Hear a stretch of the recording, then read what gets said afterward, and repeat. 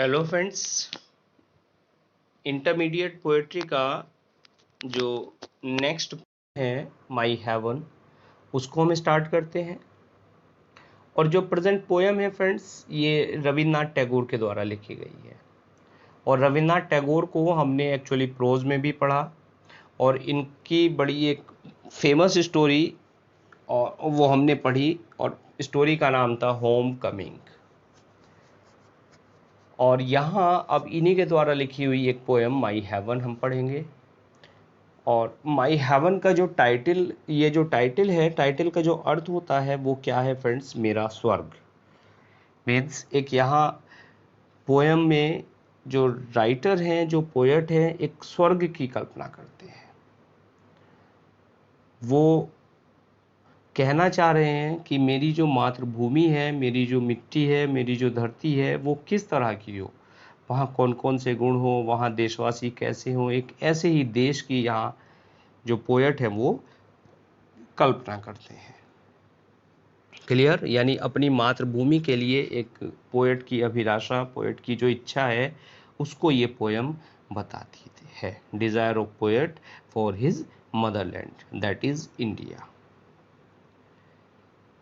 अगर हम पोएट को देखें तो हालांकि पोएट का जो इंट्रोडक्शन है वो हम पढ़ चुके हैं। कहाँ?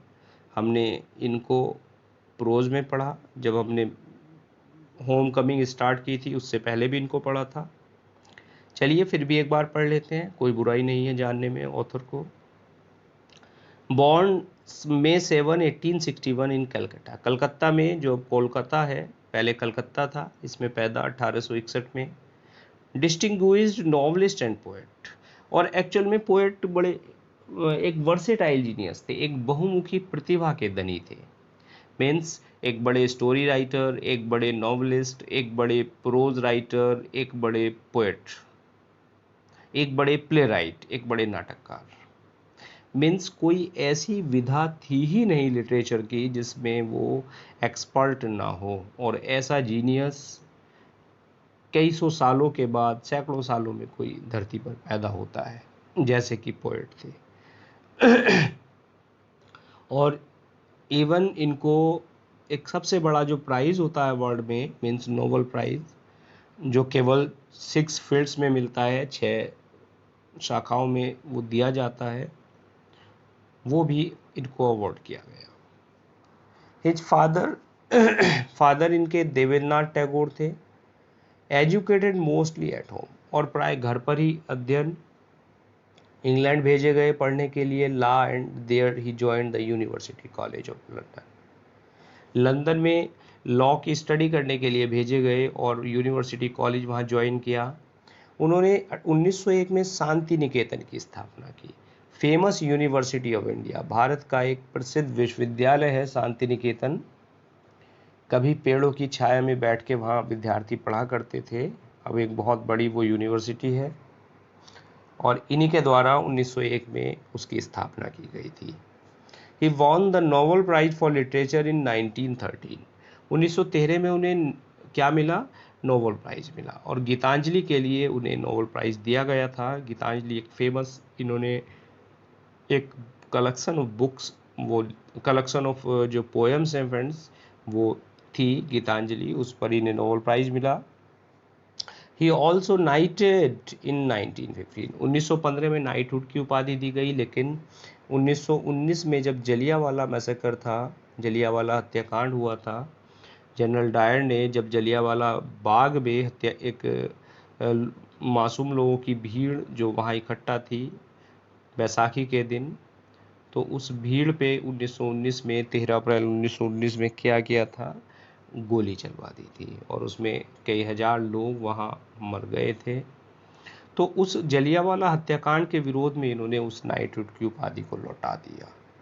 और वो गुरुदेव के नाम से फेमस थे। 1941 में मरे। इंग्लिश और बंगाली दोनों में ही उन्होंने रचनाएं की।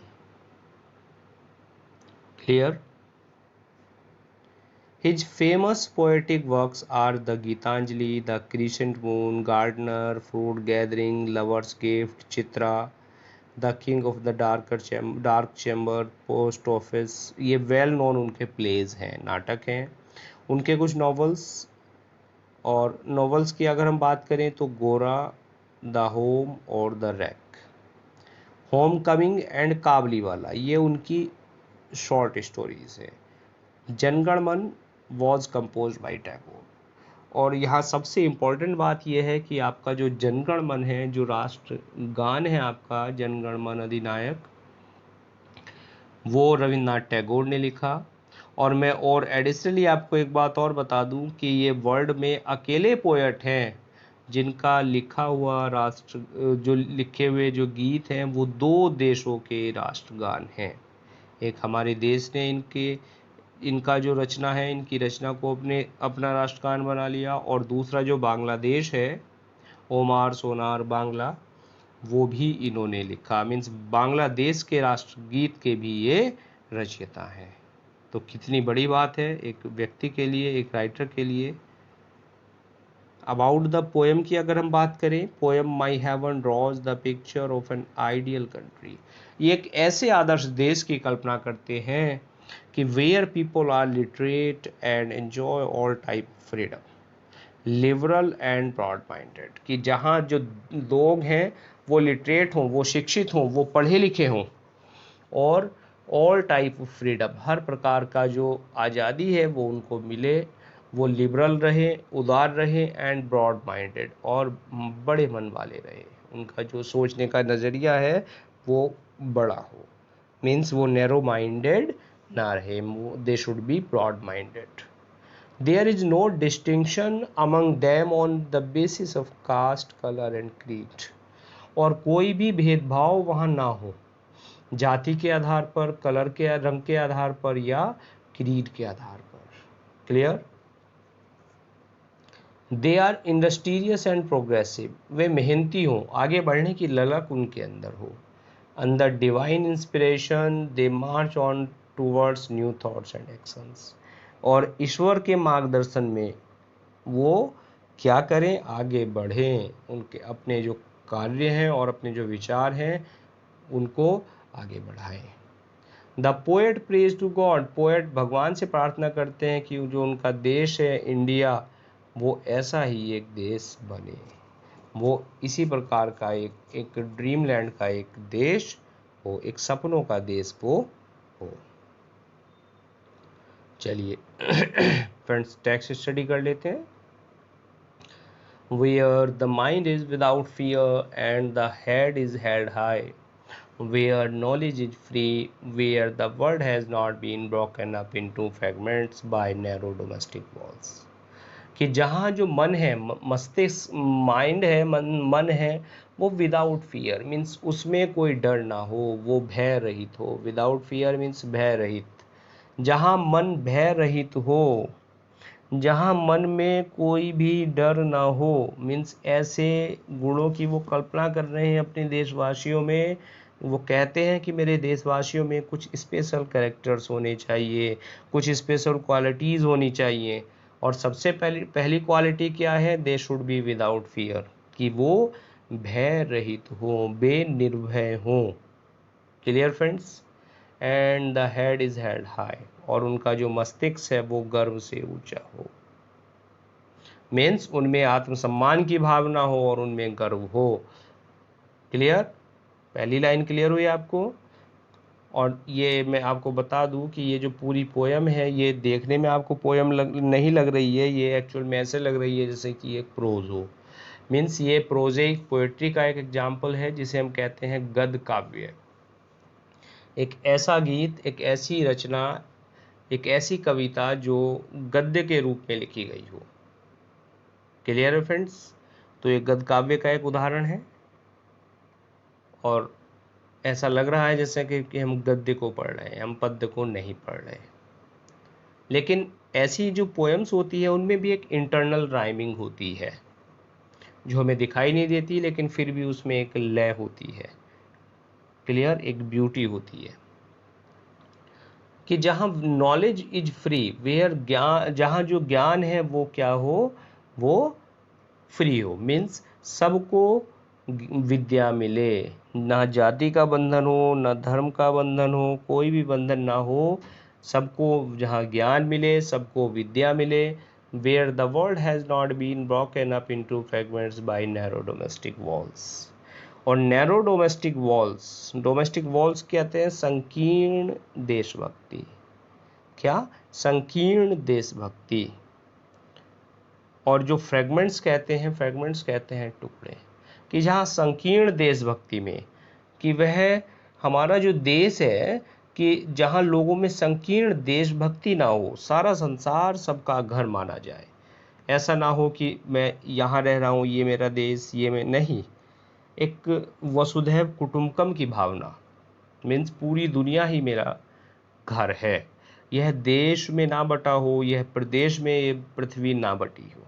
लोग केवल दिखावे के लिए या दूसरों को प्रसन्न करने के लिए कुछ ना कहें, और वो ऐसा कुछ कहें जो क्या हो, जो सबसे अच्छा हो, और जो बिल्कुल ऐसी बात लोगों की हो कि जो बिल्कुल कैसी हो, डेप्थ ऑफ ट्रूथ, मीन्स जो सत्य से प्रेरित हो।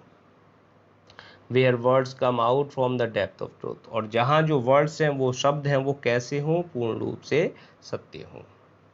Where tireless striving stretches its arm towards perfection, where the clear stream of reason has not lost its way into the dreary desert sand of dead habit। Where tireless striving stretches its arm towards perfection। देखिए, tireless कहते हैं ceaseless, और ceaseless क्या होता है? बिना रुके, means लगातार। और स्ट्राइव कहते हैं संघर्ष करना, ग्रेट एफर्ट्स, मीन्स प्रयत्न जिसको हम कहते हैं स्ट्राइव। स्ट्रेचेज कहते हैं फ्रेंड्स फैला देना, पहुंचना। और परफेक्शन कहते हैं पूर्णता की ओर। डिफिकल्ट वर्ड्स सारे क्लियर हुए इस लाइन से? तो वो कहना चाह रहे हैं कि जो लोग हैं वो परफेक्शन के लिए, उन्नति के लिए प्रयत्न करें, और वे थोड़ी थोड़ी उन्नति से संतुष्ट लोग नहीं होते। जब तक वे तब तक प्रयत्न करते रहें जब तक कि वो परफेक्ट नहीं हो जाएं, जब तक कि वो परफेक्शन को प्राप्त ना कर लें। ये लाइन क्लियर हुई? तो वो अपने देश में, राइटर एक ऐसे ही गुण वाले लोगों की अपने देश में कल्पना करते हैं। Where the clear stream of reason has not lost into the dreary desert sand of dead habits, और जहाँ मनुष्य में विवेक हो और वे अपनी निजी धारणा बनाएं, पुराने और बेकार जो रीति रिवाज हैं वो उनके विवेक को नष्ट ना कर दें। डेड हैबिट्स क्या होती है फ्रेंड्स? जो ऐसी हैबिट्स, ऐसे विचार जो मर गए हैं, means old customs which have no value now. और ड्रेरी कहते हैं उबा देने वाला, यानी बुद्धिहीन। क्लियर? और डेजर्ट आप जानते ही हैं, डेजर्ट क्या होता है? डेजर्ट होता है आपका रेगिस्तान। मीन्स वो कह रहे हैं, ईश्वर से प्रार्थना कर रहे हैं कि जो मेरे देश के देशवासी हैं वो पुराने और बेकार रीति रिवाजों को वो डिस्कार्ड कर दें, वो नष्ट कर दें। क्लियर? कि कहीं ऐसा ना हो कि जो पुराने रीति रिवाज ही वो उनके रीजन कहते हैं तर्क को, वो उनके तार्किक क्षमता को, वो उनकी बौद्धिक क्षमता को नष्ट कर दें। Where mind is led forward by thee into ever winding thought and action। और एवर वाइंडिंग कहते हैं सदा विकसित रहने वाले, कि जहाँ वो कहते हैं कि हे ईश्वर, मेरे देशवासियों को एक विशाल हृदय से सोचने की और विशाल हृदय के साथ साथ स्वतंत्रता पूर्वक सोचने की एक प्रेरणा दे, कि मेरे देशवासी एवर वाइडनिंग थॉट, हमेशा विस्तृत रूप से विचार और जो कार्य हैं मेरे देशवासियों के वो चलते रहें। और इसको कौन प्रेरित करे? बाई दी कहते हैं तेरे द्वारा। देखिए जो दी है यहाँ, ये टी कैपिटल है, और जहाँ कैपिटल कोई वर्ड लिखा होता है ईश्वर को, वो हमेशा जो ईश्वर के लिए हमेशा जो भी वर्ड आता है वो क्या होता है? वो कैपिटल राइटर यूज़ करते हैं। और दाऊ, दी, दाए, ये सब गॉड के लिए यूज़ होते हैं। Into the haven of freedom, और आज़ादी का एक स्वर्ग, एक ऐसा स्वर्ग जो फ्रीडम, एक ऐसी फ्रीडम प्राप्त हो मेरे देशवासियों को कि वो इन सद्गुणों को अपने मन में ग्रहण कर पाए। मीन्स एक सच्ची स्वतंत्रता उन्हें एक प्राप्त होनी चाहिए। तो आप ये कह सकते हैं कि यदि देशवासियों में ये सद्गुण होंगे तो वे पाएंगे कि उन्हें सच्ची स्वतंत्रता प्राप्त है। My father let my country awake, और अंत में वो ईश्वर को एड्रेस करते हुए, ईश्वर को अपना पिता कहते हुए कहते हैं कि लेट माई कंट्री अवेक, कि हे ईश्वर मेरे देश को जाग जाने दो। क्लियर है फ्रेंड्स? चलिए इसकी ग्लॉसरी देख लीजिए।